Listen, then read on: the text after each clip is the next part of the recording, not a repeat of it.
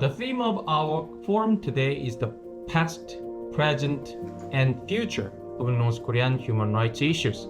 July 14th marks the day designated by the government as the Day of North Korean Defectors. Over 30,000 North Korean defectors have come to South Korea in search of freedom and human rights. However, it is crucial to recognize that North Koreans do not only defect to South Korea. Many also seek refugees in other liberal countries such as the United Kingdom, the United States, Canada, and Europe. In this forum, we will explore the political and social dynamics surrounding the North Korean defectors, who are both survivors and witnesses of human rights issues in North Korea, as well as the discourse of global civil society that raises voices for North Korean human rights. First, Dr. Hyangkue Lee, an education scholar who runs the New Modern Korean School for North Korean defectors and North Korean immigrants in New Malden, known as Little Pyongyang in the UK, will explain the differences between North Korean defectors in South Korea and those in New Malden. Second, Professor Jae Song, an honorary professor at the Australian National University, will discuss the deviance and de-defection of North Korean defectors and the individual network structures of global North Korean human rights discourses. Third, Dr. Sana Son from the University of Sheffield in the UK will introduce new approaches to researching North Korean human rights. Finally, Park Jihyun, a defector from North Korea and now a citizen in the United Kingdom, tells her experience how she has defected from there and points out the importance of information in North Korea.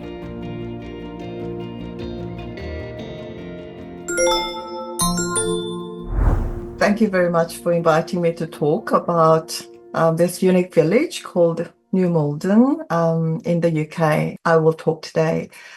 I work for a New Malden Korean school, a Korean community Saturday school for primary and secondary students, teaching Korean language and culture. The parents of our students are originally from both Korea. As a researcher and educator, I have learned a lot about what living together truly means. Today, I'd like to share my thoughts and understandings from my own experiences. My talk will consist of three parts. Firstly, the background. How did North and South Korean encounter each other in this town? Secondly, observations. Does the nature of their interaction in New Malden differ from that in South Korea? Thirdly, and finally, the inspiration, the experiments, and the hope for the future. Let me briefly explain the history of Korean immigration to the UK. Unlike the Korean diaspora in Japan, China, Russia, and the USA, Korean immigration to the UK has a relatively short history. The first generation came to the UK in the 1970s. Most of them were expatriate workers for major companies who stayed for a certain period and then returned to Korea. New Malden, a suburb of London, is the largest Korean town in the UK. One reason New Malden became a little Korea is that the residence of the South Korean ambassador used to be nearby. Additionally, Samsung Electronics has its UK office in New Malden until 2005. These factors combined to encourage Koreans to settle in this area collectively. The first wave of North Korean immigration started in 2004 when 17 North Koreans were granted refugee status in the UK. The number of North Korean refugees rapidly increased. In 2013, UNHCR statistics showed 630 refugees and 56 asylum seekers from North Korea in the UK. We estimate the current number of North Koreans to be between 800 and 10,000, making it the largest North Korean population outside the Korean Peninsula in China. Unlike South Korean immigrants who came to study and work, North Koreans came to settle. They could obtain refugee status permanent residency after 5 years, and then UK citizenship after another year.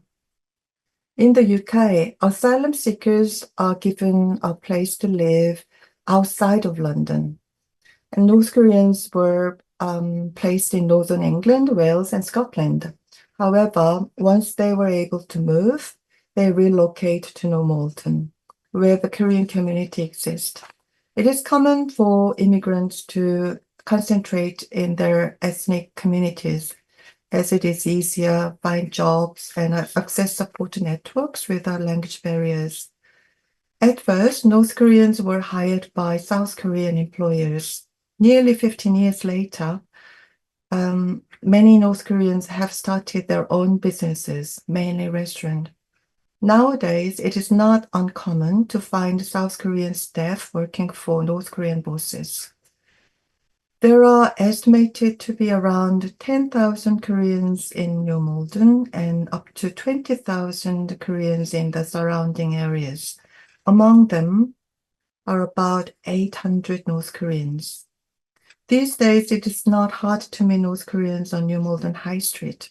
Both Koreans meet daily at school, work, church, and other social gatherings. The fundamental difference I observe is that in New Malden, North Koreans tend to publicly acknowledge their North Korean identity and are open about it. Most of the North Koreans I met in South Korea didn't want to reveal where they were from. Rather than saying they were North Koreans, they wanted to be viewed as South Korean. If they have to explain their northern dialect, they sometimes pretended to be Chinese Korean. This is because being North Korean could be a stigma in South Korea. However, in New Malden, North Koreans seemed not to have that pressure to change who they are. They have set up their own organization, the North Korea Resident Society in the UK, supporting each other and celebrating traditional holidays together, such as Tano and Chuseok. In New Malden, North Koreans look much freer, and the relationship between the two Koreans is much more equal and fair. Why? There are several reasons, I think. Firstly, in South Korea, North Koreans are a definite minority, struggling to adjust to South Korea. However, in the UK, both Korea and South Koreans are immigrants trying to find their way in UK society, meaning none of them are a majority. Although their socioeconomic status may differ, fundamentally, both are minorities as immigrants. Secondly, UK society is very multicultural.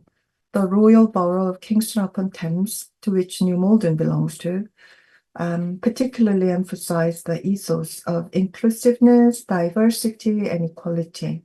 This environment helps protect individuals from different ethnic backgrounds from prejudice and discrimination. Also, the UK Equality Act protects against any discrimination based on nationality. North Koreans don't experience stigma from local people for being themselves. If they do, it is a violation of the Equality Act. Thirdly, the anti-North Korea sentiment is much weaker here than in South Korea. The UK and the DPRK have diplomatic relations, and North Korea is recognized as a nation. Here is a little anecdote. Our school used to rent a local primary school on Saturdays. In that school's main hall, a big banner made by the pupils was hung on the wall. Under the title, "Let us celebrate our nations," 29 different national flags were displayed, representing the students' diverse ethnic backgrounds. The ROK and the DPRK flags were presented next to each other. It was such an unreal experience for me to see the North Korean flag displayed publicly at a primary school. Yet it is illegal to do so in South Korea, violating the national security law. I believe this environment makes North Koreans feel more accepted. Finally, on the more practical note, in New Malden, both Koreas are highly interdependent on each other economically. They need each other as employers and employees, as well as service providers and customers. People often say that Korean restaurants and supermarkets can't run their businesses without North Korean help. To make businesses successful, mutual respect must be shown. Among many interesting and inspirational events in New Malden, I would like to share 3 things. Each story represents to me reconciliation, cooperation, and hope for the future. First, reconciliation. In June 2022, I invited a British Korean war veteran to our school.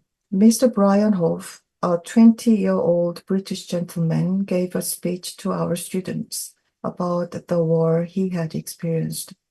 After the talk, we all marched together to the War Memorial in New Malden to lay a poppy wreath. It was such a big event that the mayor of Kingston, the representative of Royal British Legion, and many parents and local people joined the event.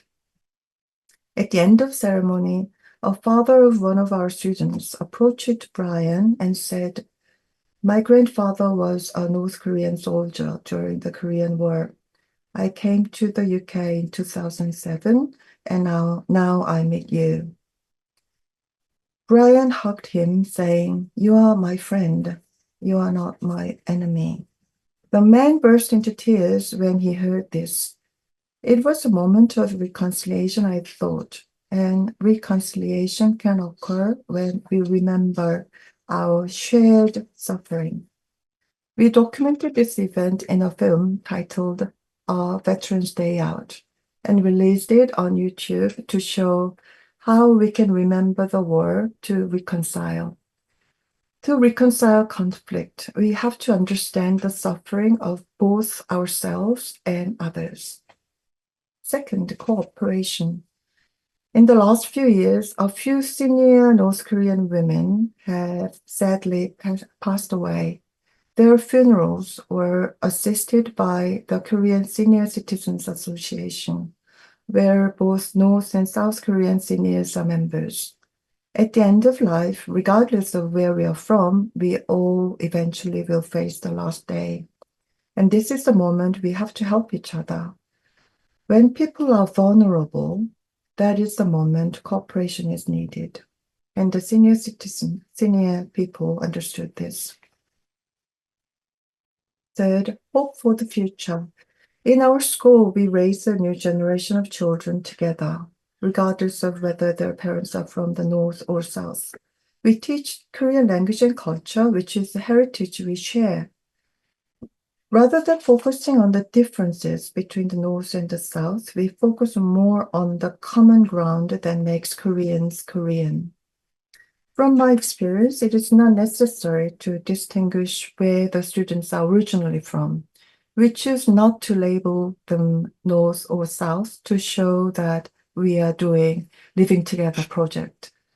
We choose not to differentiate from the beginning so that we don't have to try to overcome it. That's why we don't ask where they are from. In fact, all the teachers don't know where their students are from and treat them equally as children. I believe that the new generation who grow up together as friends will see each other as individuals and break the stereotypical idea associated with groups of North and South Koreans. The more people can see each other as individuals, the more we can overcome the prejudice of seeing a person as part of a group. Hope to overcome the division will be found in this new generation. North and South Koreans happen to live together in New Malden. North Koreans can embrace their identity more easily because of the ecological circumstances in the UK, and particularly in New Malden. Several experiments are possible, and these attempts provide inspiration for reconciliation, cooperation, and hope for the future. This is very much a micro approach to understanding division and unity, but I hope this microscopic example can be heard and provide some inspiration to you as it has to me. Thank you for listening. Thank you. Thank you for your excellent, storytelling and then sharing your ideas on the North Korean refugee and, South Korean, citizens. I mean, both, migrants in the New Malden, near London.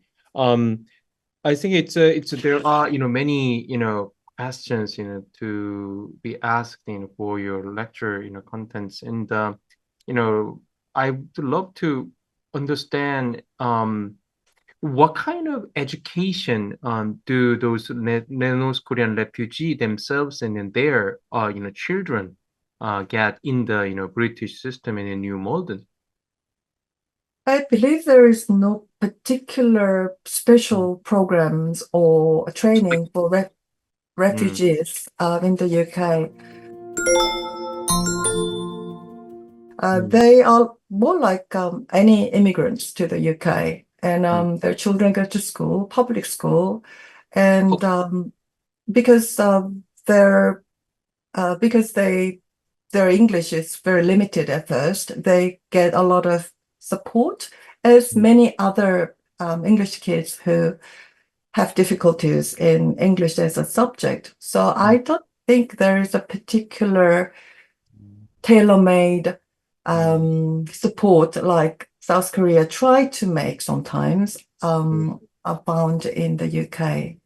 And many North Korean refugees actually were not school age. So they are more like adult. And then the children now we are teaching were born in the UK. So actually there is no language problem for the second generation of North Koreans now. Okay, and then those North Korean refugee in UK, yeah, they are mostly from in the 2004 to 2008, and according to your telling, about 800 to 1,000 North Korean refugee. I mean, now I think most of them become a British citizen, overcome this is I think language barrier English, and this is pretty tough for any immigrant to the English speaking or Japanese speaking or Korean speaking countries. Yeah, like I just said before, probably that is not particularly North Korean refugees' problem. I think that is generally most of immigrant family have to face the language barrier. Kingston Council actually have a survey about what particular difficulties that Korean community face, and then they just found that North Koreans have more difficulties in language. So the community tried to help more, and also there are some NGOs helping North Korean community to be settled.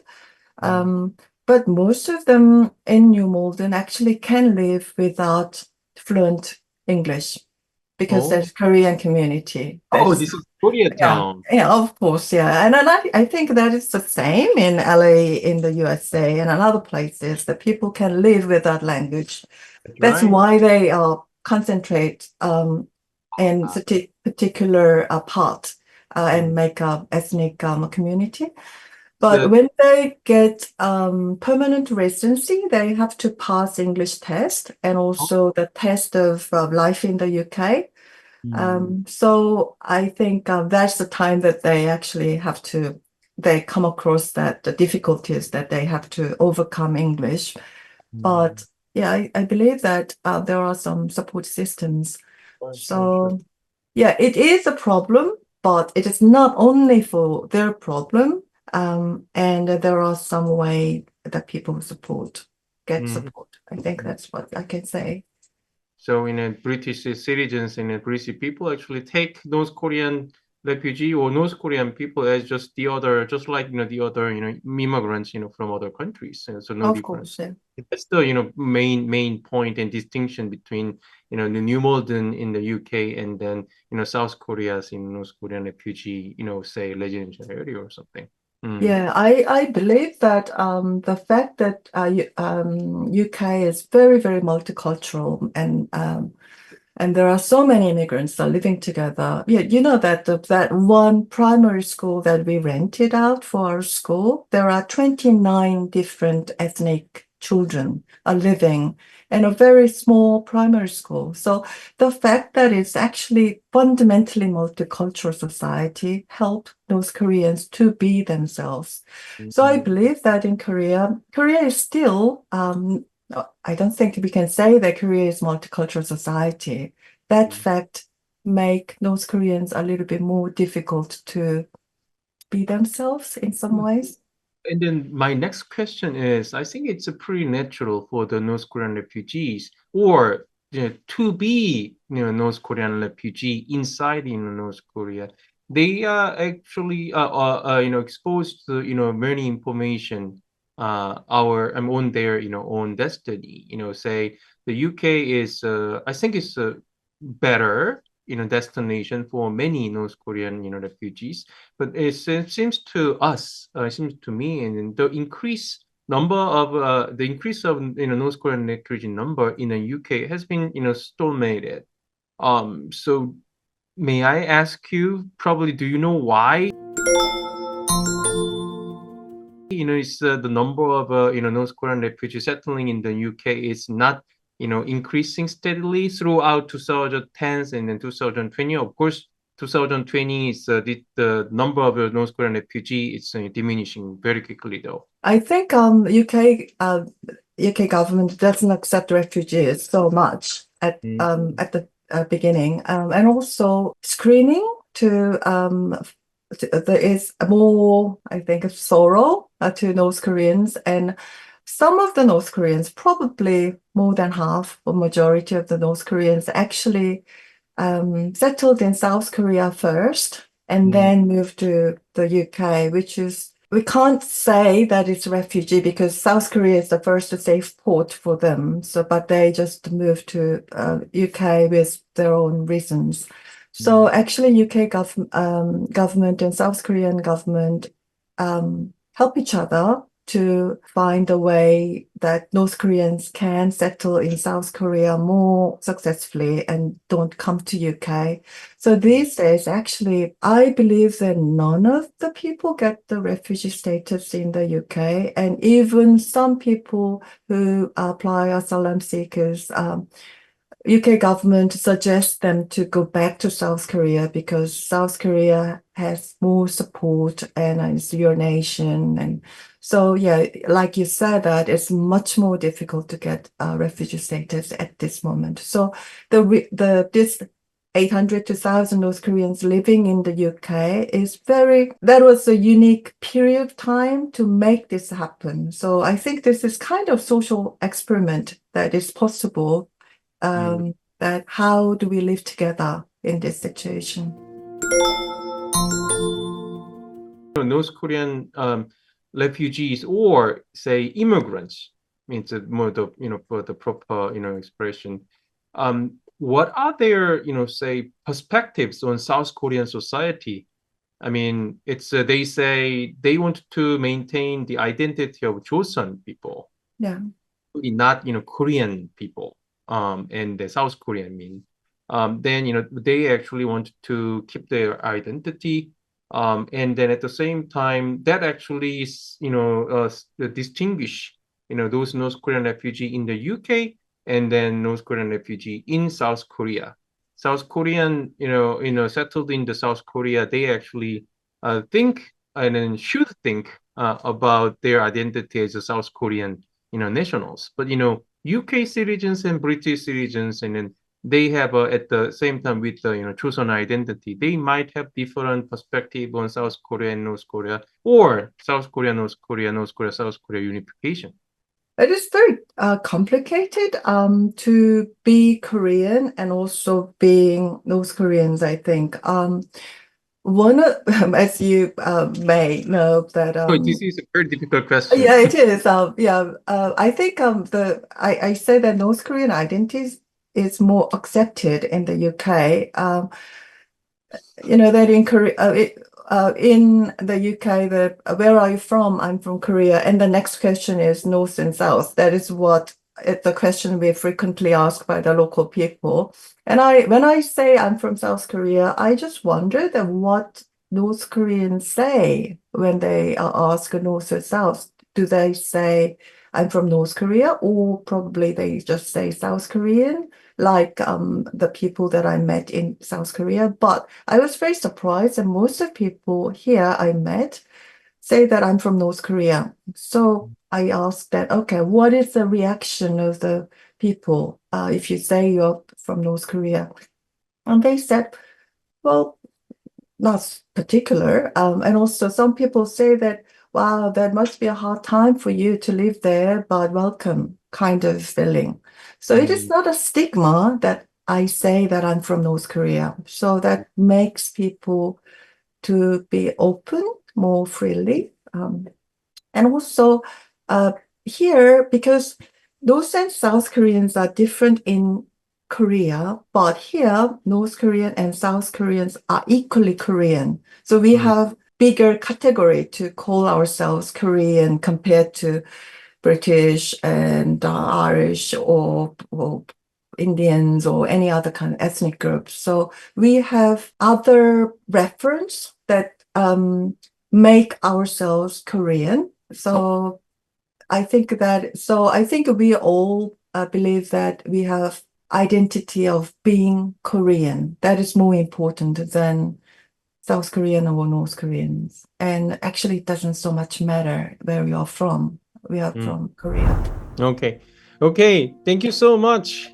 And your excellent and then heartwarming, storytelling about your experience and your analysis or takes on the North Korean refugee or North Korean immigrants in the UK, and very interesting Q&A session and a discussion with me. Yeah, I'm very, very happy to have you in this session, and then I'm looking forward to work together and then communicate with you together more in the near future. Thank you. Thank you so much. Thank you. So now we will start, and then you have 15 minutes to deliver your message to the a lot of audiences on the online and offline at the same time. The first one, what are the underlying causes of defection? This is based on my previous two work back in 2015. 20 years evolution of North Korean migration for Asia Pacific policy studies, and more sort of broader theoretical framework to explain North Korean migration was published as a redefining human security for vulnerable migrants, including asylum seekers, people smuggling, and unlawful non-citizens in migration studies. So I use human security as a theoretical framework to explain why North Koreans moving out of North Korea, staying in China and through Southeast Asia and South Korea, and they don't stop there, as we know, what we call a 탈남 현상. The North Koreans, even after they settle in South Korea, they constantly look for better opportunity, a more safer place outside the Korean Peninsula that led to their secondary asylum, for example, in the UK, Western Europe, or North America and Scandinavian countries. And I'm using human security concept from the UNDP, United Nations Development Program. In 1994, UNDP has established the 7 pillars of human security. But in explaining human development, it was mainly from the developmental studies, but I used this concept of human security as a securitization of human rights. So it's basically the same concept, but this has been the major motivation and the factor, more sort of a direct but complex factor for North Korean migration from North Korea and to South Korea primarily, and then from there onward migration outside the Korean Peninsula. So let me just briefly explain these 7 pillars of human security. First, personal security. It is something about the life, right to life, personal security, safe home, safe family. The second pillar is community security. So when the entire community, for example, in this case, North Korean ethnicity, the race, the entire group is under threat, then they will seek a safer place for the entire the community to move for more safer place, community security. Political security is when you are threatened, under threat by based on your political belief. It can include religion or other political belief or religious thoughts. So when political security was in danger, then the migrant would think about to move to a safer location. That's basically the logic of using human security in migration studies. And fourth, economic security means safe job, stable income, or better income, or something to get by, basic sustainability, sustenance. And food security is right to food. When there is not enough food to survive, then migrants, not just the humans but animals, they move for more abundant areas where they can get enough food. Health security, environmental security, they're all sort of food, health, and environmental securities are all sort of interrelated. When there is a flood, for example, there is a food shortage and there is a health risk. So I use these 7 pillars of human security as a multiple or conjoined factor for North Korean migration. For example, as you can see, I just made a very brief graph. When the security is in danger, it's red. And when it's sort of a medium security conditions, then it's yellow, and then it turns to blue when it's considered safe. So North Korean migrants have been moving from the DPRK to China, and still while staying in China, they'll probably have a better or safer personal, community, political security. They still have economic insecurity and food insecurity, environmental insecurity while staying in China because of their vulnerable legal status while staying in China as unlawful non-citizen. But then they seek for a migratory route through Southeast Asia in ROK. So when they settle as an ROK citizens after 6 months of the interrogation and the Hanawan settlement program, their food, health, and environmental security, together with the personal security, might be safe, but still they have a community insecurity because of their origin as North Koreans. And they often told me, the North Korean defectors living in South Korea often told me that they couldn't really stand the second-class citizen treatment by the fellow South Koreans. So that can be considered as a community insecurity because of their country of origin or the birthplace being North Korean. Political and economic security is also not completely safe for North Korean migrants stay in ROK. That's why they're looking for better opportunity, more safer, more stable environment for them to stay and for their next generation. A lot of North Korean parents are moving overseas for their children's education, for example. That could be considered as a better personal security. So these are the reasons why there is a domestic and international defection, or what I call international and inter-Korean or migration of North Korean defectors. I'll now move on to the second question. What are the unique experience and challenges faced by North Korean defectors? I'm also using my previous 2 work to explain the experience and challenge, the unique challenge faced by North Koreans. First one is I used these anecdotes and the accounts from North Korean migrants from the field in China, South Korea, and the UK, and now in Australia. So I address some of those unique challenges that North Koreans have compared to other migrants or refugees living in those countries outside the Korean Peninsula. And I particularly focus on those North Korean secondary migrants in the UK, based on my own field experience. So what are the unique? They're actually, in broader terms and trends, North Korean migrants or refugees are not that different from other migrants or refugees. They're broadly under the same kind of, behavioral, the trends are very similar within migration. But what's particular about the North Korean secondary asylum or migrant case is these details, or the actors or the countries of destination are varied within the migration communities. This is just to illustrate one point. This is the statistic of North Korean asylum applications in the UK and Canada between 2000 and 2015. As you can see, the blue line is the number of asylum, the refugee applications in the UK. So there is a big hike between 2006 and 2009. Then the number has completely dropped from 2009. But when the number was down in the UK, the number went up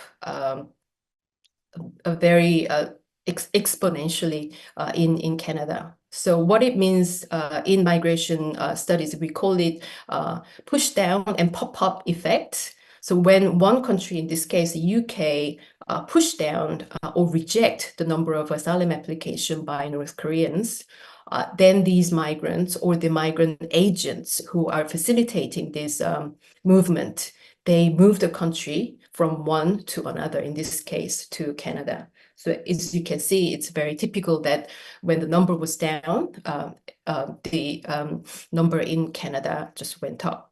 So these people are moving around. It's on the one hand, it's the agency of the North Korean migrants themselves, but what it says is that there is always this agent, the facilitators, the mediators who are helping and facilitating the movement of North Korean migration, North Korean migrants. So there was quite interesting and noticeable statistical trend there. And the second thing I want to highlight in this lecture is the networks of North Korean defectors. It looks very complicated, but I just color-coded the networks of individuals and organizations of key North Korean defector activists. In this case, I'm just showing the case of Shin Dong-hyuk, but I've done on Kang Cheol-hwan, Park Yeon-mi, or Lee Hyun-suk for other works. So for example, here you see the yellow box or yellow nodes are individuals who are connected with Shin Dong-hyuk. And there is this orange box. There are governments, US government and South Korean governments. The green ones are non-governmental organizations, mainly human rights organization, non-governmental organization, human rights society internationally and in South Korea.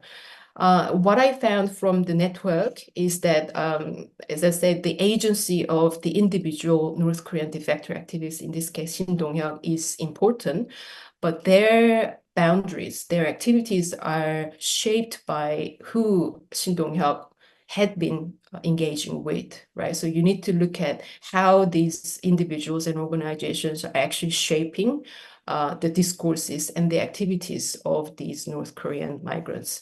And in this case, I'm only talking about activists, but it's generalizable to all North Korean migrants who are living in South Korea and outside the Korean Peninsula. So you are interacting with other actors in the system, and because of their interests and their identities, their course of action living outside North Korea is also, changing. And you can see some of the characteristics or the nature of these organizations. They're mostly religiously Christian groups are helping these North Korean defectors. In the US, the Republicans are particularly focusing and helping and supporting politically and financially as well. When these North Korean defectors are giving public speeches, it's normally funded by the Republican money or the U.S.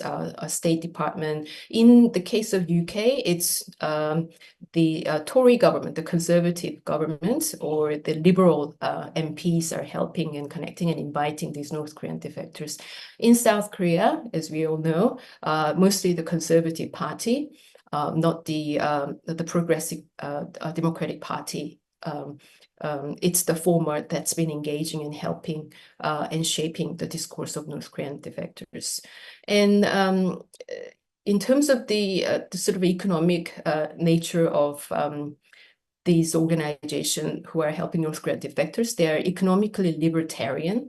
So it's a politically conservative, economically libertarian, and religiously Christian groups are helping and shaping the minds and identities and interests of these North Korean defectors. So this is something that we need to sort of pay attention to. Who are shaping their life course of action post-migration.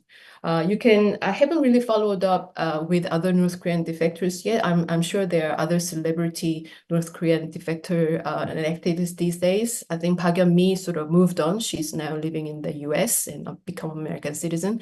And she found another sort of course of a set of interests and identities were there.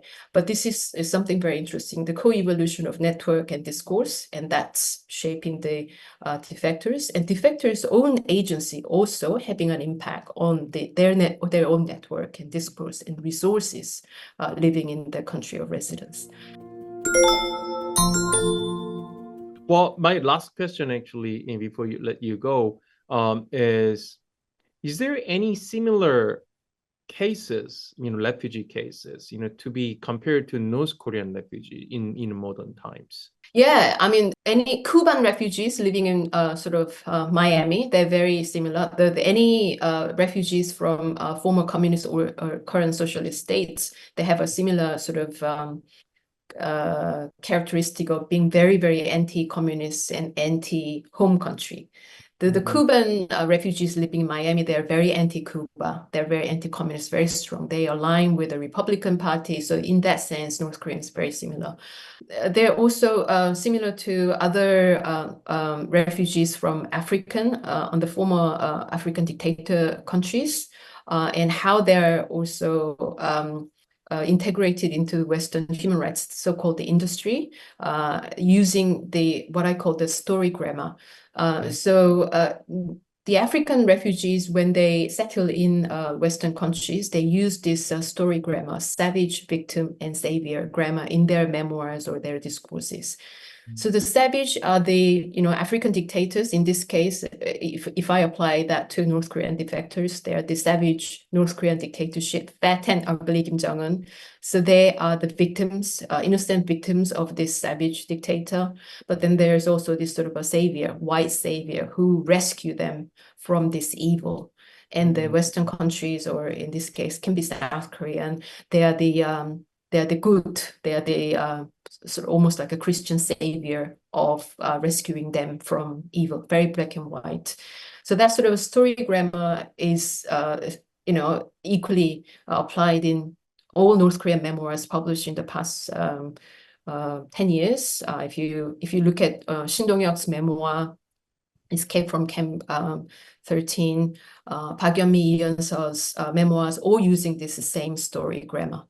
Savage victim on the Kim Jong-un and Kim Jong-il, and they are the innocent. And they often choose that very sort of innocent-looking female North Korean refugees. Park Yeon-mi and Lee Yeon-seo are the typical case.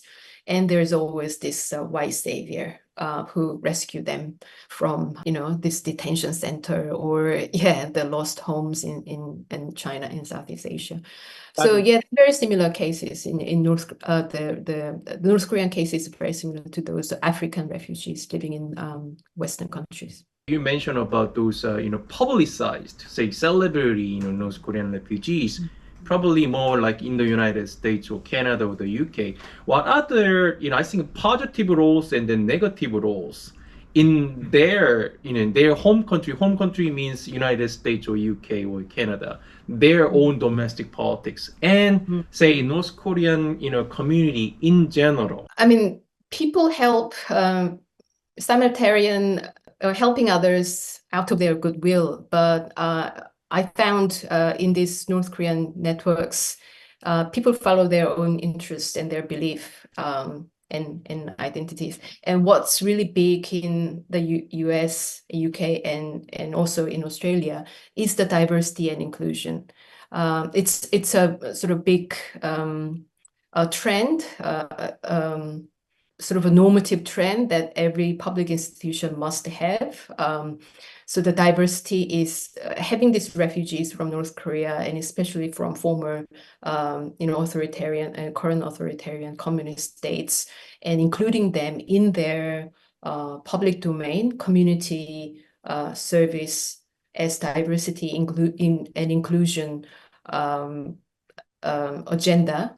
Then it's also helping the host countries setting up their sort of moral standards and playing that sort of higher moral authority compared to these backward Asian countries under dictatorship.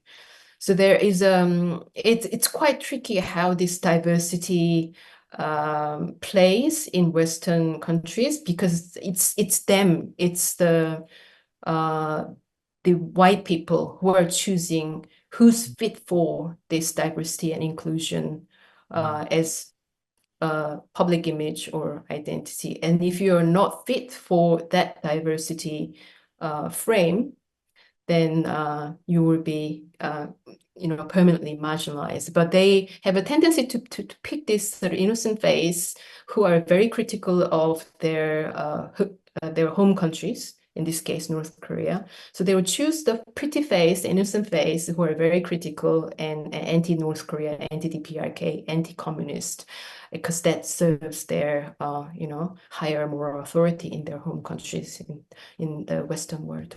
Thank you so much. All right. I say excellent question, and then I was very, very intriguing, discussion. Dr. Sarah Son, thank you for joining us in our online session. And then you have 15 minutes for lecture, and then we will have 15 to 20 minutes discussion for our specific topic. Your topic is challenges to the new approaches to North Korean human rights monitoring and advocacy. Okay, floor is yours. Thank you very much for having me today. I'll just share my presentation with you. Okay, so in my presentation today, I'm going to be discussing these 3 points. The first is the impetus for human rights documentation in North Korea and how documentation practices have evolved over the past decade. The second is the political and social challenges to both human rights documentation and advocacy in the North Korean human rights movement. And the final point is around methods used by civil society organizations to try to enliven their North Korean human rights education and outreach work. So first of all, I think for those of us who may be a little bit less familiar with the North Korean human rights movement and its activities, it's worth reminding ourselves of where the momentum for North Korean human rights documentation and advocacy really scaled up and took a step up around a decade ago. So although civil society organizations have been gathering valuable data on the human rights situation in North Korea since the 1990s, it wasn't really until 2013 when a United Nations Commission of Inquiry was formed to formally investigate the issue. The UNCOI reported its findings in 2014, garnering more international attention on the human rights problem than really at any time in the past. And as observers of North Korea might well be aware, the UNCOI found that crimes against humanity had been committed in North Korea, including this long list of crimes listed here. But the crucial point was that it was determined that these crimes were pursuant to policies at the highest level of the state, thereby kind of assigning responsibility to North Korea for these crimes. As you might also be aware, the United Nations Commission of Inquiry made the recommendation that the situation in North Korea be referred to the International Criminal Court, which is based in The Hague in the Netherlands. In doing so, the UNCOI introduced what we might call the accountability agenda to the North Korean human rights movement. But something it also did was it introduced the concept of transitional justice. And it identified that transitional justice might provide a useful toolkit to begin thinking about how different state and non-state actors should perhaps start planning for a time when North Korea might go through a transition to democracy. And then that might open up then the possibility of redress for decades of human rights violations and authoritarian repression. So initially, in response to all of this, much of the focus around the South Korean and transnational advocacy community on North Korean human rights was then on criminal justice for perpetrators of North Korean human rights violations. And this led to the establishment of a number of activities within civil society and also within the newly opened office in Seoul of the United Nations High Commissioner for Human Rights to begin documenting human rights violations in a more systematic manner, with a view to trying to actually build legal cases from that data. International expertise began to visit South Korea and to engage in collaborative work with civil society organizations. This included experienced international lawyers, prosecutors, people like this, who helped redesign systems and methods of gathering information from witnesses and victims. However, accountability is much broader than just criminal justice.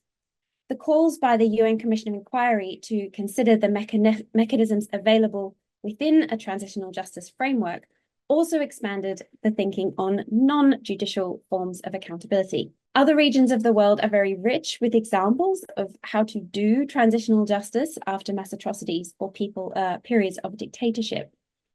Many of these activities include things like truth-telling activities, reparations regimes, and things like the establishment of museums, memorials, and intergenerational remembering initiatives.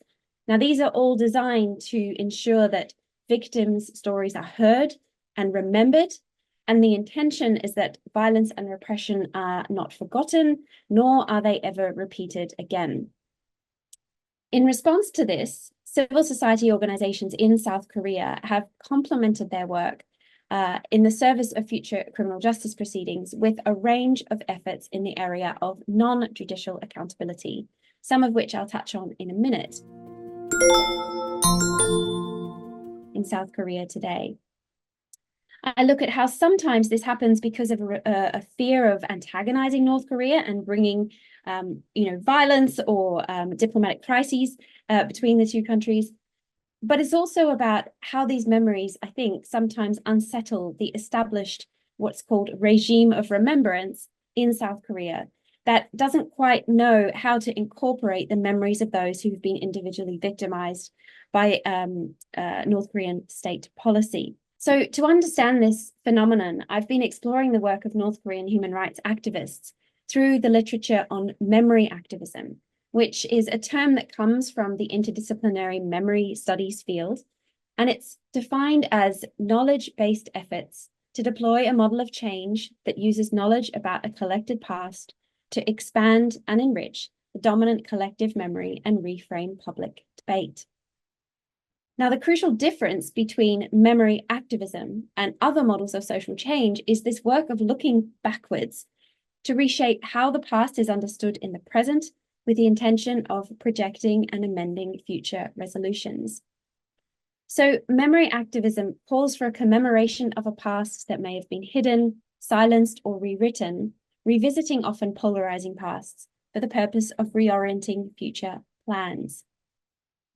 Now, this sort of memory activism has become more prominent in South Korea in recent years, particularly since the UNCOI resulted in victims and civil society organizations in South Korea becoming aware of the global memory boom that emerged in the years following the Cold War. Since the UNCOI, activists and politicians from other countries have visited Korea to share about their experiences of rebuilding and reconciling after wars, genocides, and dictatorships. Activists have also come from places where violence is still ongoing, and they have exchanged techniques and activism strategies involved in the work of recording and recalling painful memories.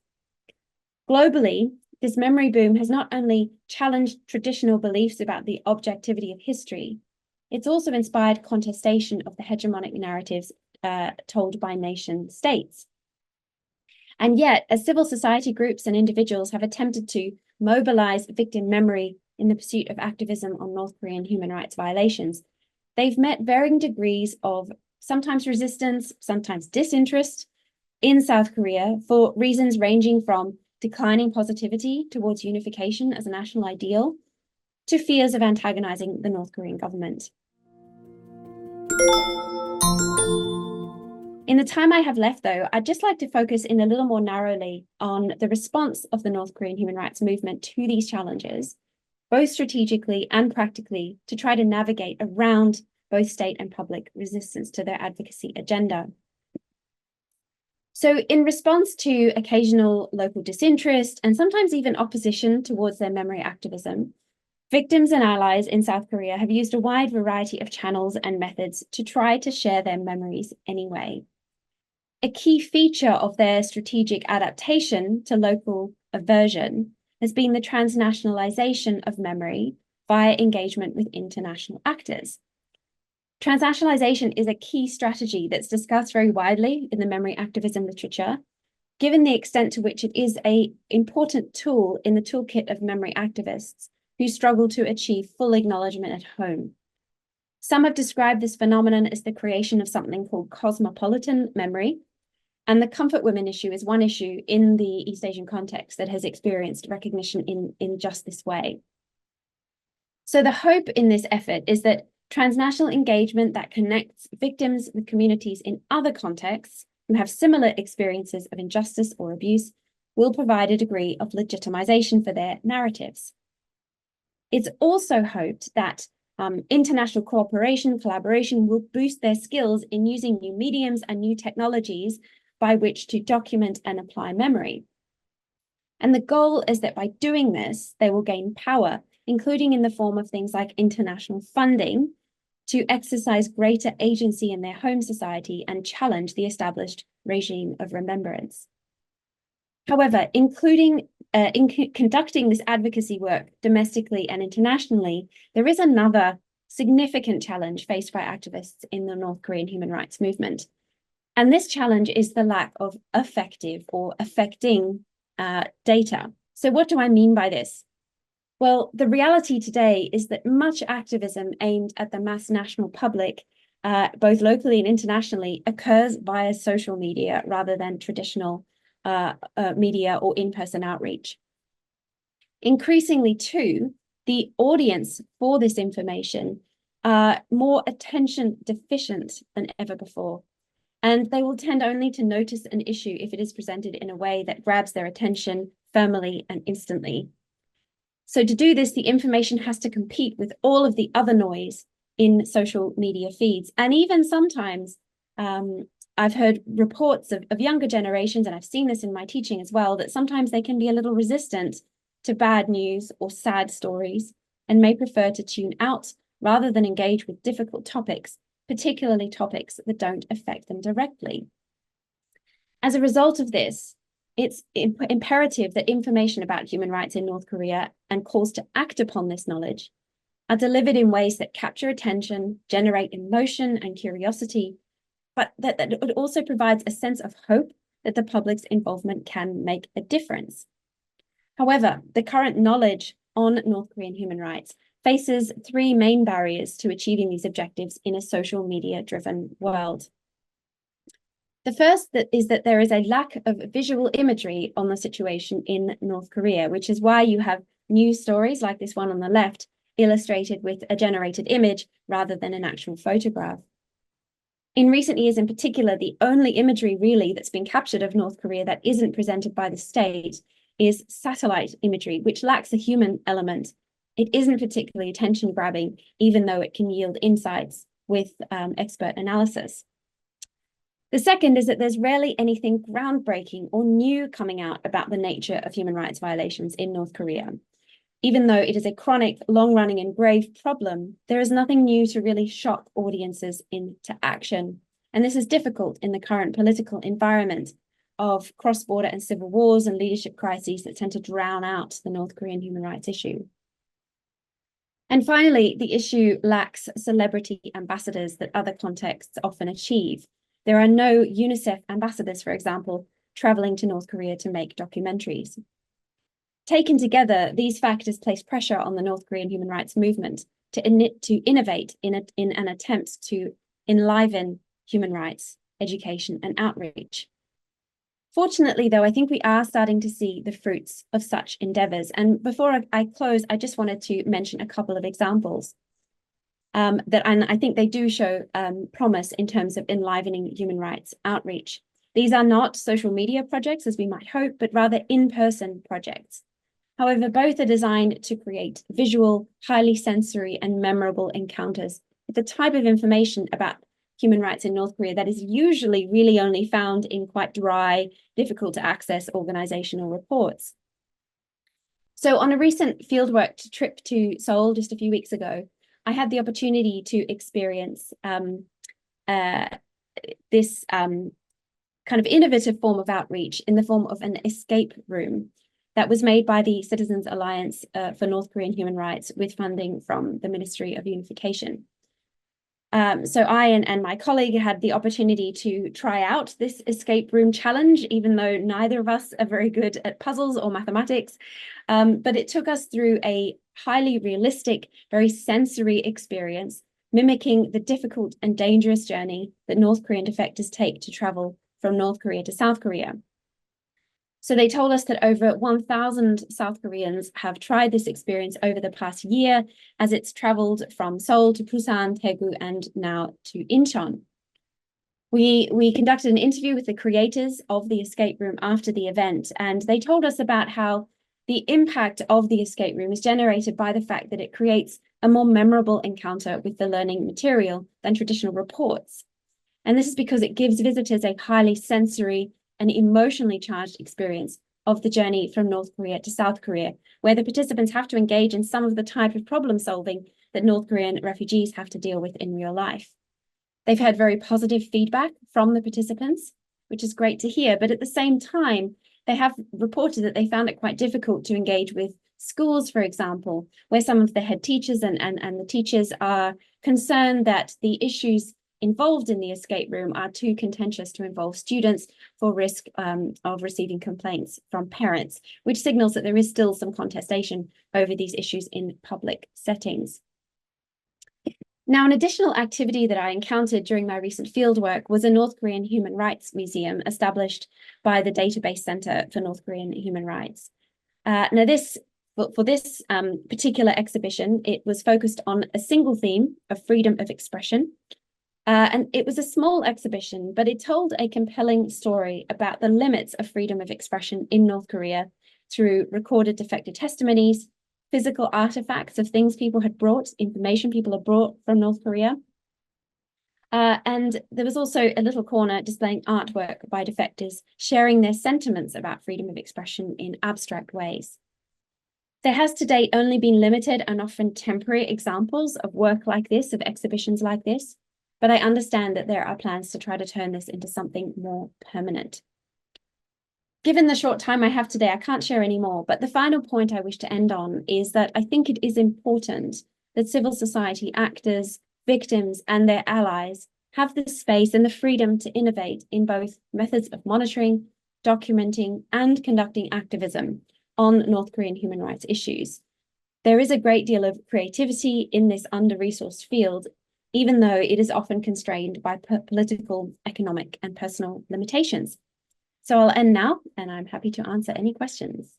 Thank you so much. So, very informative and a very systematic analysis on the human rights violation and human rights institution issue in North Korea from, say, other outside, point of view. At the same time, many interesting questions on this issue. I have a few questions. On the first question, why do a majority of South Korean citizens and say Western democracy citizens and less and less interested in North Korean human rights violation and situation? And then you actually, suggested, a few, independent variable, the causes of this very, say, outrageous, phenomenon, to the human rights activists and many observers of North Korean, dictatorship. I agree. And then South Korea and then others, say, Western democracies, and then they are young people, especially, their life are pretty competitive, especially in South Korea.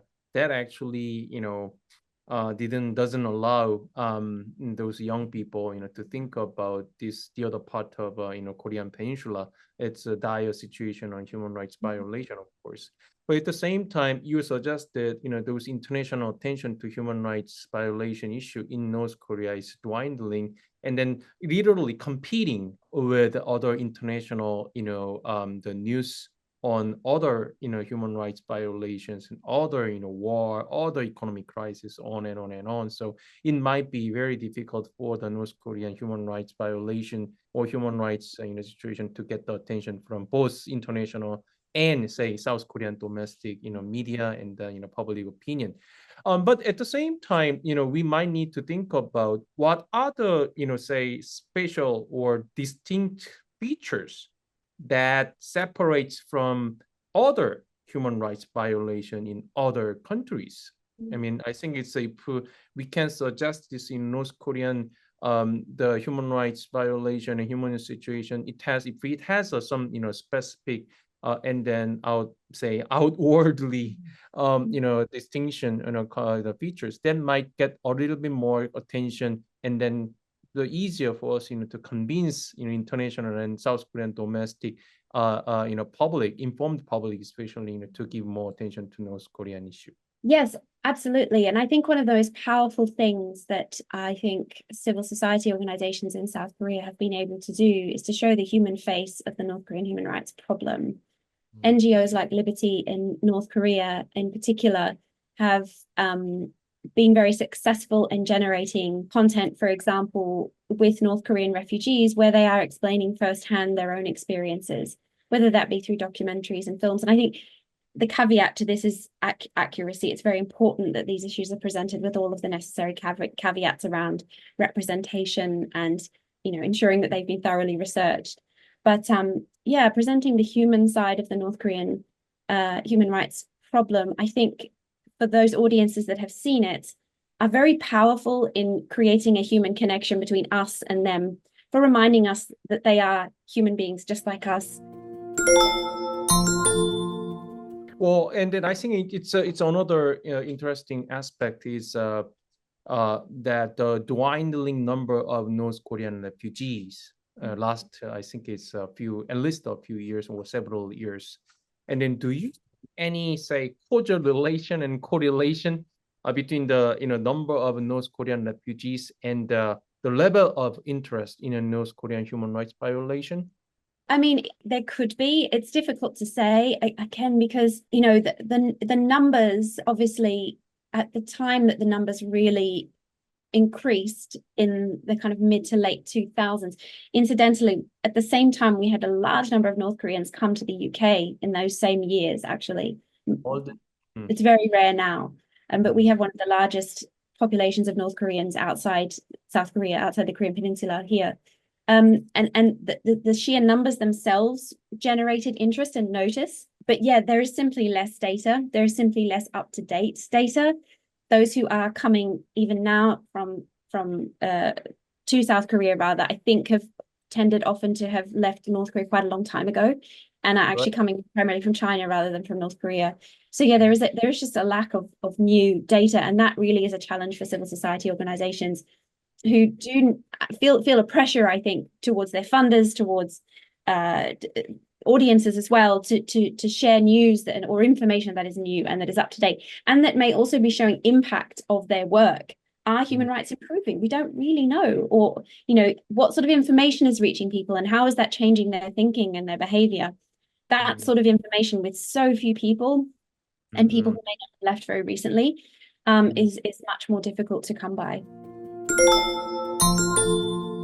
I read your fascinating article from the Political Geography, and then you try to use the GPS data or Google Earth map to match with those testimony or interview data with North Korean refugees. This is a pretty fascinating, creative way to execute real science or evidence-based research on human rights violation issue in North Korea.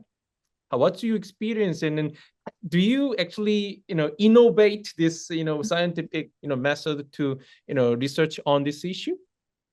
We were working in a team doing this work, and it wasn't my idea. It came from a civil society activist who had been conducting interviews with North Koreans for about 10 years at the time. And he noticed that often, this is Lee Young-won, who's the deputy of the director of the Transitional Justice Working Group.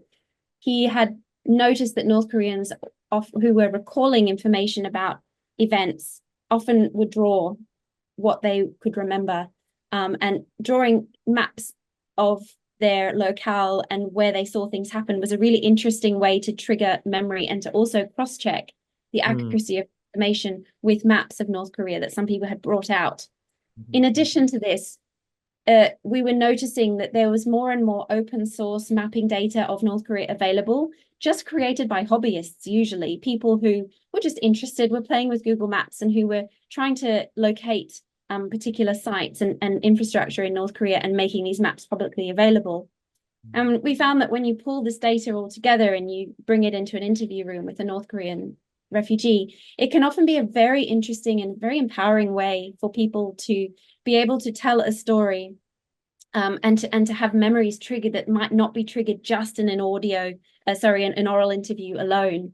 So also having visual data to look at together, we found was often quite empowering for the interviewee, because they felt they had some control over that visual, which the interviewer didn't, because they don't know the place, they don't know the buildings, they don't know the sites, whereas the interviewee would be able to kind of provide information about that site, maybe remember things that they would have otherwise forgotten, measure things, make judgments about various aspects of certain incidents that wouldn't have been as possible in a purely oral interview.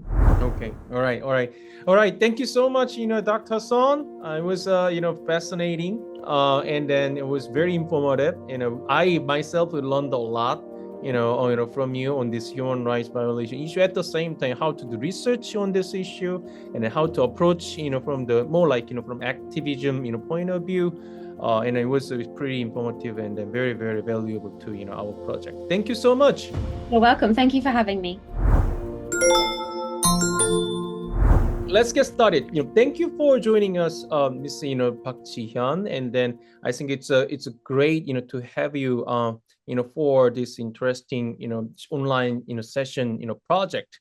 And then you have 15 minutes to give a short lecture as we discussed, and then about 15 to 20 minutes Q&A session with me. Okay, floor is all yours. Thank you so much for inviting me. So my name is Jihyun Park. I live in the UK. So I am a human rights activist and also joined senior fellow for human security in Center for Asia Pacific Strategy. Yeah. So just is the last 10 years I shared about North Korea issues, and many European people, they have to know about that inside North Korea, because it's many European people, they never visit to North Korea. But some people, they visited North Korea, and after they bring to wrong information to outside world. So our North Korean escapees voices are really important nowadays. So today my topic is information, because information is really important to the human rights issues, and that is values. So for me, it's the escape to North Korea twice. But when I arrived in the UK, I didn't speak any English. It's the first time I didn't get any information. So that's why I'm just looking for inside North Korea, why information is really important. So nowadays, the many people understand, there is sent to informations from outside the countries into North Korea. Example is USB and SD card, including South Korean movies, dramas, songs, American films. Everything is into the North Korea. But North Korea is, is a really security country and the surveillance country. They always check this smugglers USB and SD card or something is CDs who watch it in outside the films. But North Korea has changed a lot of that. So I usually said that is divided in later 1990s and after 1990s. So this means starvation started in 1994. We call it the massive famine in North Korea. So middle of the 1990s, the people started to escape to North Korea and into the China. So first is many people, they didn't get any informations when they escaped North Korea first time. But when they arrived in China and they got a lot of information from Chinese people or Korean churches or Korean people. So first time we heard that is South Korea. Inside North Korea, we call it always Namjoseon. But in China, many Chinese people call it Daehanmin국. So it's different names for us. So that is the first information to us and they changed our life. And then in China, also in later 1990s, China, they have not internet, but they have kind of the satellites and they watch the South Korean TV. So not every day, but it's once a week or something like that. So many North Koreans watched South Korean TV first time in China. So my experience is the same. I watched the South Korean TV in China. So it was really, first time was really difficult to understand South Korean's language and the South Korean life. But that is changed our mind. So that is the real life, how changed North Koreans is a real life, daily lives in North Koreans. So that is the main things, information opened our eyes. The reasons that there's many North Korean who lives in North Korea, they think about that is South Korea is a rich country. Because it's the continued, they brainwash it, and they never see outside the countries or they never get any informations.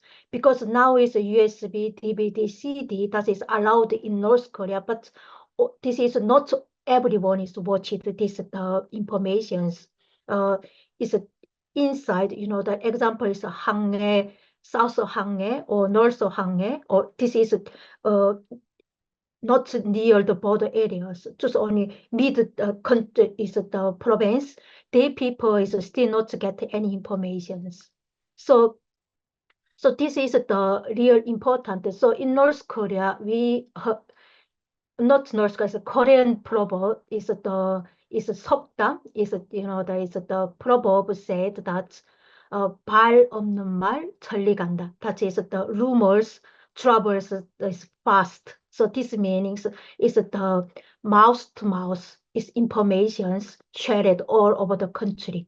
So this is not only nowadays. This is the early 1980s when in North Hamgyong province opened the Chinese market. It's first time in North Korea. So then we just say that mouth to mouth is the shared informations. Where is buy clothes, Chinese clothes, how much, and the Japanese clothes, how much is it? Lots of things. So that is nowadays this rumor is fast to travel all over the country. So that is changed their life. So that's why this year in 2021 and from 2020 to 2024, North Korea published new laws. That they just control their languages and they can't watch any South Korean films. So that is changed a lot of things. and also culture changed in North Korea. So now is, the younger people, my age is, we never wearing the jeans or short clothes or short hair. We never do that long hair, something that, but now is younger people, they wearing the jeans or long hair, and the styles is same as South Korean style. And they speak also South Korean styles. And now is new is the family members they named for their children is South Korean actors' names. So that's why North Korea banned you can't name your child is South Korean names or something but that is never. Nowadays, North Korean government can't control the people mind because they already changed the mind. They already get information from outside the countries, and they already knew that is South Korea is not a poor country. South Korea is a rich country and the freedom countries. They understand now.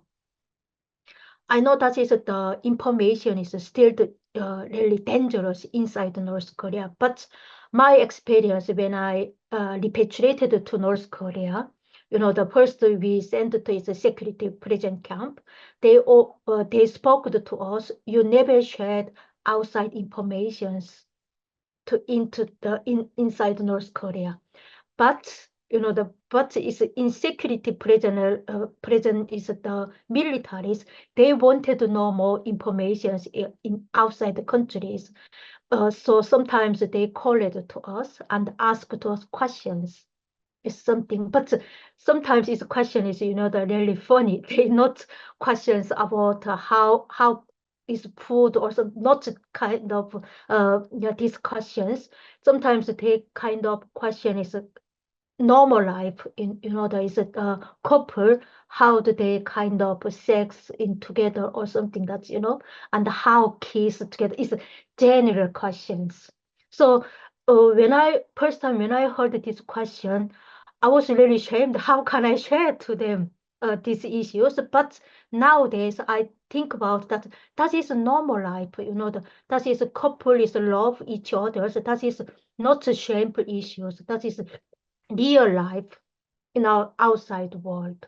So if people want to know the more about that is how love each others, how they just is share the personal emotions to their couples or something that.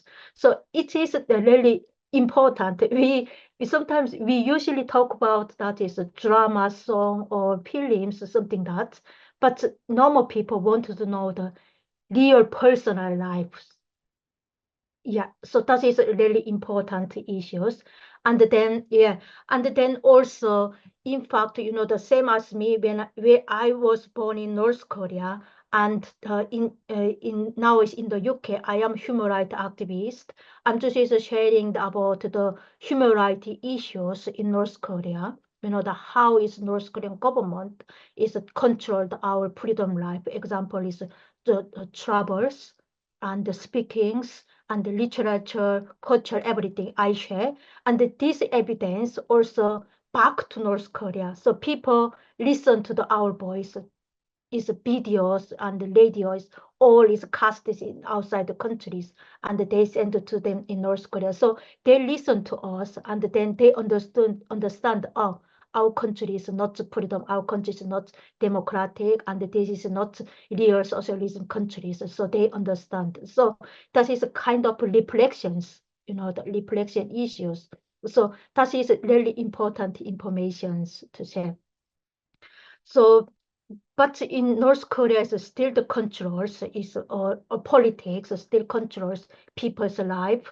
So we last 2 years we heard many is the painful issues. The younger people, the executions because they watch the South Korean drama or listen to the South Korean music or something that. So that is really tragic and really painful issues, and also all outside the world understood that is how is North Korea government controls people's lives, everything that. So this is nowadays is in outside the countries, many people, they hope to know that is happened inside what happened inside North Korea. So before the COVID-19, is one of the BBC journalist. He made a documentary in North Korea. So once he published it in outside the countries, so it's one thing is a really important thing is when he stayed in a hotel room. So it was 5 a.m.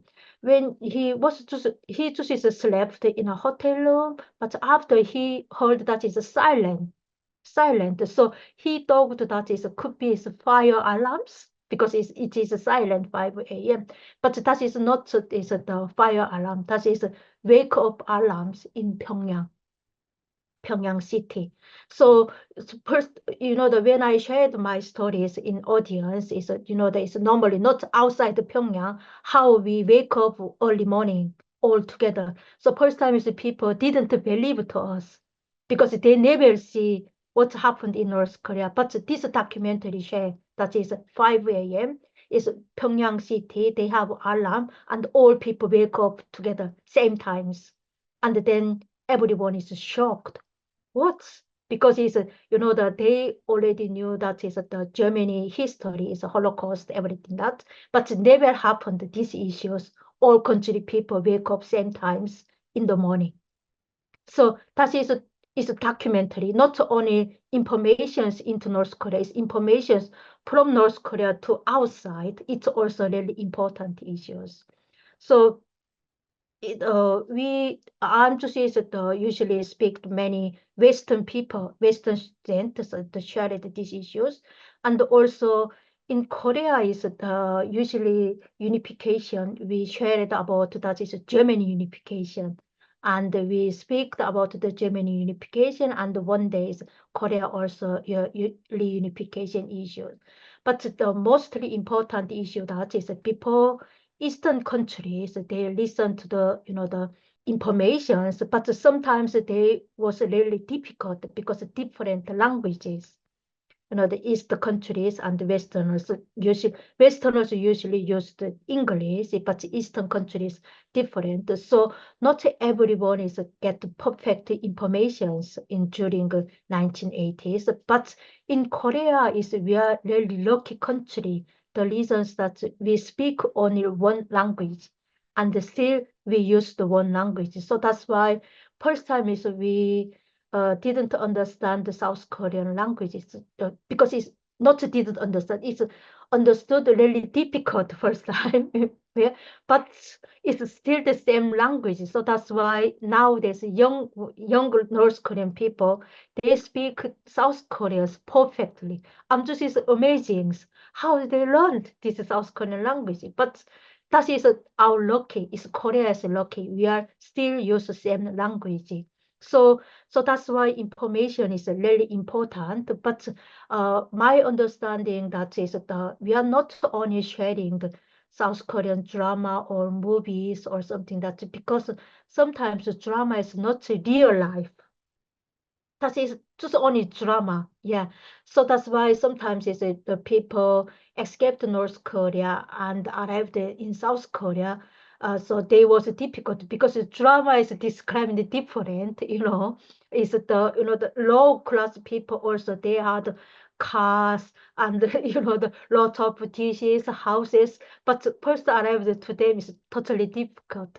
So we want to share the different informations, real informations. Not only good things, it's bad things too, because if people understand it's everything. Yeah, and so I'm just is now in here. I usually share about that is the Declaration of Human Rights is World Human Rights issues is 세계 인권 선언문. So this article is really important, and also we shared the different information is the middle class. People. So nowadays, the many the diplomatics they escaped from their country and arrived in South Korea. This is diplomatic is really important, and they kind of is influence it's nowadays, this all over the world, we use the SNS, and the influence is shared lots of different informations to us. So this is diplomatic, is kind of is influence to North Korean people, because they understand everything inside North Korea and outside the country. So we shared different information to middle class. So now is, they have North Korea, they have got is 3 different classes. Is elite class, middle class, and the lower class. So usually it's lower class people, they watch the South Korean TV or something, everything that. But middle class people still not changed, because they are educated a lot in North Korea, and they have jobs, teaching jobs, and the professional jobs, is engineer jobs, lots. So we have to change their mind first. So it's a drama, and the movies never changed their mind. So we have to think about that, is what kind of informations changed these middle class people. So that is questions we nowadays questions in all over the world. Yeah, that is my topics, but you have to remember that is we are one language. That is Korean is one language. So we are lucky. So we shared more informations into North Korean people. That is changed their life quickly. And also, that myself live in the UK. Every day my life is, the heaven. This is heaven. In the morning, I have a cup of coffee and with my book, and I write myself. Nobody controlled my life. What kind of writing could be, I'm also human rights activities and also politicians. Sometimes it's the criticism, is politics, and the opposite is the parties, or example is prime minister too. But nobody controlled my life. So that is a real freedom life in the UK now. So I want to is change to my people too. And one day I want to share my happiness with my people. Thank you. Thank you for your very informative and then, sometimes emotional, but at the same time, very rational, lectures. Okay, so I have a few questions, for you. As you just mentioned about this class, I think it's tiny, a very minor number of, elite class, the high class, and then middle class, and I think it's a majority of, people, citizens are the, lower class. And then you say the lower class are the primary, say, watcher of the, outside information, including, South Korean dramas and pop musics and so on. But, you say the middle class, I think they are still minority. And the middle class means, say, residents of Pyongyang, residents of Wonsan, and residents of some big cities, and that's what you are saying. As far as I understand, why are they not to expose or exposed to the this outside information, but they don't have a much of a change in their mindset, to think about their own life in North Korea and then outside life out of North Korea. So I just say this middle class meanings, not just North Korea classifications. Yeah, so middle class meanings is the who graduated universities, the teachers and the professors who worked in education companies, or just province works in the city towns or somewhere. So they are also is another is propaganda advert. So example is I was the teacher in North Korea. So I'm just the sharing the another propaganda issues to my student and push it to them. How do they you have to believe your government, because it's our government is the great, and in our countries everything. So I'm just another is a propaganda robot, kind of robot. So sharing so this means is low class people, they not every day read this book or read newspaper or watch some news or something, that's because it's their life is really busy. That they always is travel to somewhere where about, because it exchanges their rights or something. So they are busy, but middle class people, they read more books. That is not outside the countries. Could be sometimes it's outside the country's security. Read more books and read more newspaper and understand these foreign languages. So they understood more issues in outside, and they understood that is how also is dangerous when they speak out something is real issues inside okay. North Korea. So that's why they now is just only they know the much more better than low class or elite class could be, yeah. But they are not speak out. The reasons that is, the when they speak out, it's problems, but we need is someone is gate to them, follow support to them. But it's nowadays at the moment we never support to these people. So that's why we shared different informations and how we support you, covered up your life. This is the nowadays South Koreans, the South Korea government is think about that. We have to change the middle class because they voice, that it's not it's government voice is important. It's middle class, teachers, professional voice is really important. It's one word is same. It's important to they say to the students, and they have think about that. Student is thinking. Yeah, Okay. that is good important. So drama and movies just only enjoys life, not thinking or something. Good. I understood. Thank you. Well, and then you briefly mentioned about the smartphone, and a smartphone's role in this information, say transfer, from the outside to inside or inside to outside. Can you elaborate, this issue of smartphone in the information politics in the North Korea? Yeah, it's the nowadays a smartphone is really important, the messenger in North Korea.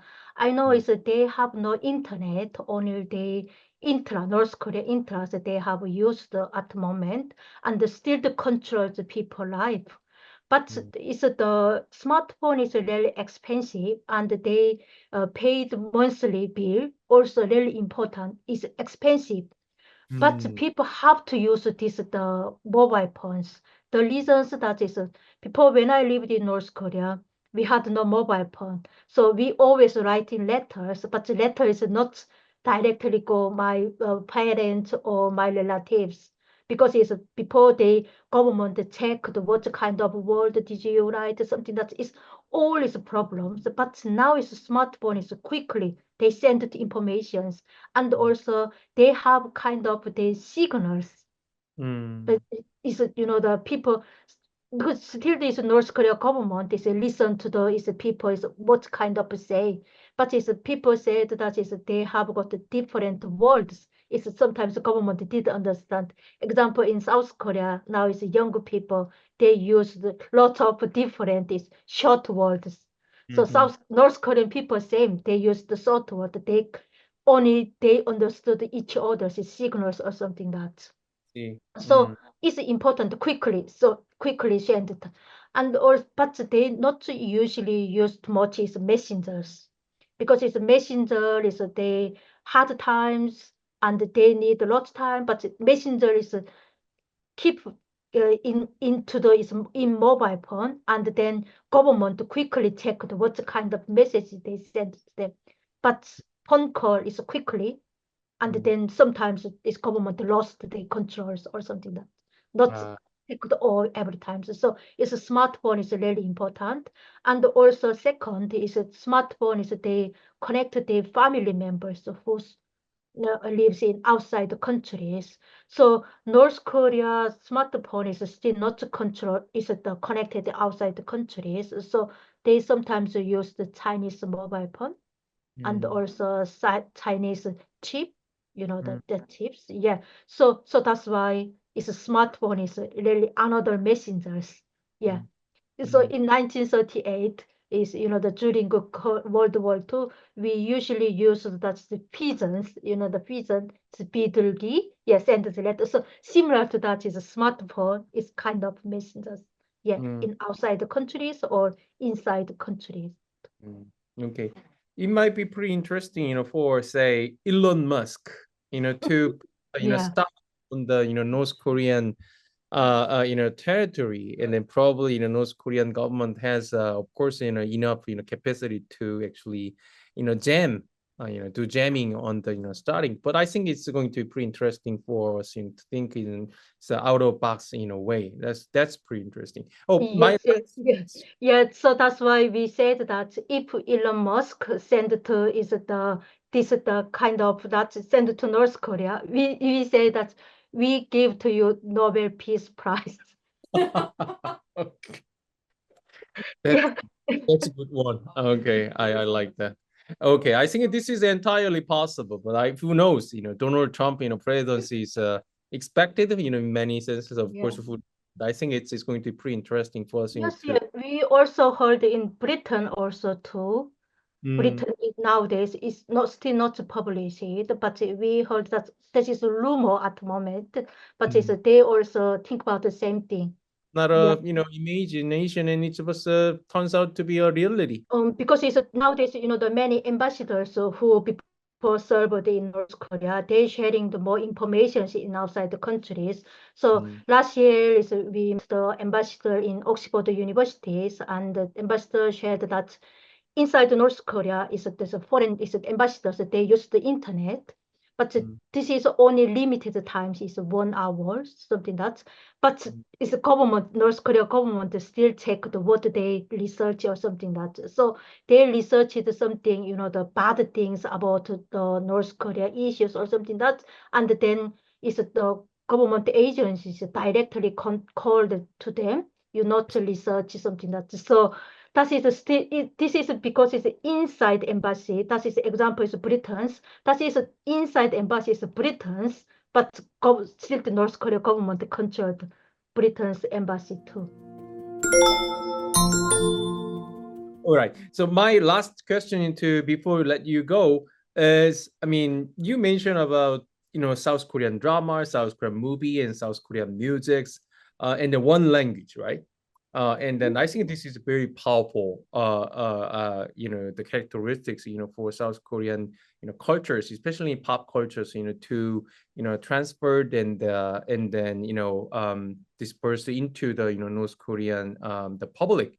But what about the other countries, say materials such as, Chinese drama, movies, and then say American, movies and drama, Hollywood movies such as Avengers, they are very fun, at the same time informative. Do you see any, this non-Korean, non-South Korean materials or dramas and cultural products into and become popular in the North Korean territory? It's before the 1990s, so North Korea, every month they publish the Eastern it's European countries, the movies and the Chinese movies. So we enjoyed before the collapsed and socialism countries. So we enjoyed these movies. But after, All right. Thank you for your, very informative, lecture, and then very interesting, discussion with me on, North Korea's, the information politics, especially your message on human rights on information. The words information is human rights is very powerful message to everyone. Thank you so much. Thank you.